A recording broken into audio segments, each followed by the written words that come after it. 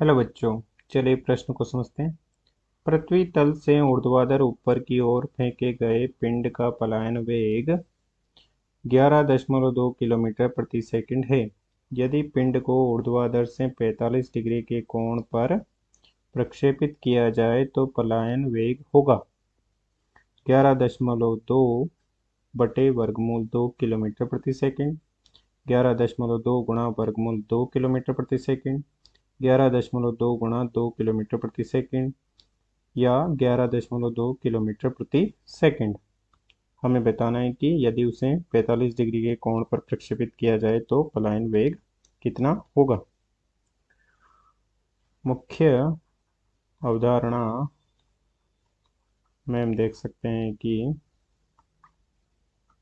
पलायन वेग वह न्यूनतम वेग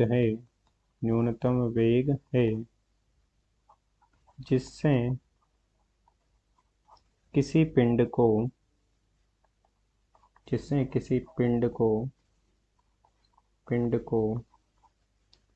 ऊपर फेंके जाने पर वह उस ग्रह के गुरुत्वीय क्षेत्र को पार कर जाता है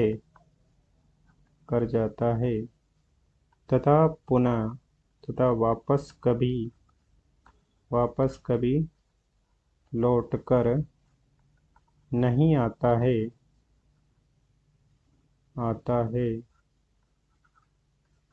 तो वह वेग जिससे उसे फेंका गया था वह वेग न्यूनतम पलायन वेग कहलाता है। पृथ्वी के लिए पलायन वेग का मान होता है पृथ्वी के लिए पलायन वेग VE बराबर होता है वर्गमूल GME बटा 2 बटा RE तथा जिसका मान दिया गया है 11.2 किलोमीटर प्रति सेकंड। अर्थात इसका मतलब है कि पृथ्वी के पृष्ठ से इस प्रकार से पृथ्वी की पृष्ठ से इस प्रकार से किसी पिंड को VE पलायन वेग से भेजा जाए, ऊपर फेंका जाए तो वह अनंत पर चला जाएगा, अर्थात वह गुरुत्वीय क्षेत्र को पार कर जाएगा।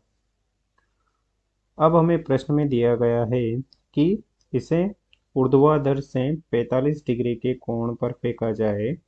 माना कि ये इसका ऊर्ध्वाधर है तथा इससे 45 डिग्री के कोण पर फेंका जाए तो उसका पलायन वेग कितना होगा। तो हम देख सकते हैं कि पृथ्वी के लिए पलायन वेग कोण थीटा पर निर्भर नहीं करता है। या हम इसे इस प्रकार भी समझ सकते हैं कि पृथ्वी के किसी भी स्थान पर पृथ्वी गोल है तथा पृथ्वी के किसी भी स्थान पर पिंड को रखकर उसे ऊपर फेंका जाएगा तो वह अंतरिक्ष में चला जाएगा, क्योंकि पृथ्वी के चारों ओर समान रूप से अंतरिक्ष फैला हुआ है तथा उसके पलायन वेग का दिशा से कोई फर्क नहीं पड़ता है, क्योंकि जिस भी स्थान से फेंका जाएगा वो स्थान हमेशा उसके ऊर्ध्वाधर ऊपर की ओर ही होगा। जैसे इस प्रकार से हम कहीं से भी फेंकें, अंतरिक्ष उसके चारों ओर है और वो अनंत में चला जाएगा। तो उसे 45 ऊर्ध्वाधर से 45 डिग्री के कोण पर भी फेंका जाएगा तब भी वह अंतरिक्ष में चला जाएगा। तो यहाँ और सूत्र से हम देख सकते हैं कि पलायन वेग के सूत्र में कहीं पर भी कोण थीटा की निर्भरता नहीं दर्शाता है। तो हम देख सकते हैं कि पलायन वेग थीटा पर निर्भर नहीं करेगा। तो 45 डिग्री के झुकाव पर भी फेंका जाएगा, फेंका जाएगा तो वह पलायन वेग का मान 11.2 किलोमीटर प्रति सेकंड ही होगा। अतः दिए गए प्रश्न का सही उत्तर विकल्प डी 11.2 किलोमीटर प्रति सेकंड ही होगा। आशा करते हैं आपको समझ में आया होगा। धन्यवाद।